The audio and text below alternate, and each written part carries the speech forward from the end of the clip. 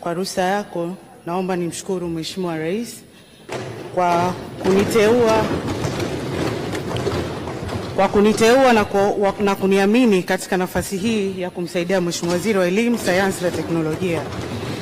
Mheshimiwa Spika, sasa naomba nijibu swali la Mheshimiwa Suleiman Mohamed Rashid, mbunge wa Mwera.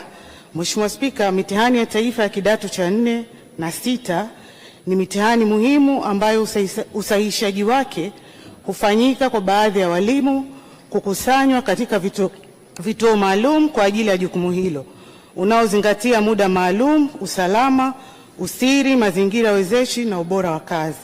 Mheshimiwa Spika, stahiki za walimu wanaosahihisha mitihani ya taifa ya kidato cha 4 na 6 hulipwa kwa kuzingatia miongozo ya usahihishaji wa mitihani kwa kipindi husika. Ili kuleta ufanisi wa kazi hiyo, miongozo hiyo imeendelea kuboreshwa mara kwa mara. Serikali itaendelea kuboresha maslahi na stahiki za walimu katika usahihishaji wa mitihani ya taifa ili kuimarisha na kuongeza ufanisi wa kazi hiyo. Mheshimiwa Suleiman Mohamed.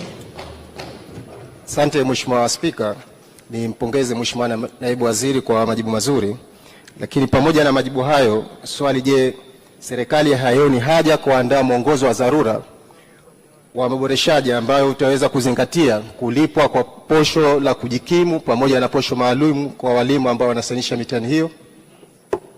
Mheshimiwa Waziri. Mheshimiwa Spika, kwa ruhusa yako naomba nijibu swala la Mheshimiwa mbunge kama ifuatavyo. Mheshimiwa Spika, serikali imekuwa ikiboresha maslahi ya walimu wanaosahihisha mitihani kulingana na upatikanaji wa fedha, ambapo pamoja na posho wanazolipwa, serikali pia hulipa malazi, chakula, matibabu wakati wote wa kazi. Lakini pia Mheshimiwa Spika, hata hivyo ushauri wa Mheshimiwa mbunge tumeupokea. Asante. Waheshimiwa, tunaendelea. Wizara ya Mawasiliano na Teknolojia na Habari, Mheshimiwa Condesta. Mheshimiwa Spika, nakushukuru kwa nafasi. Sasa niombe swali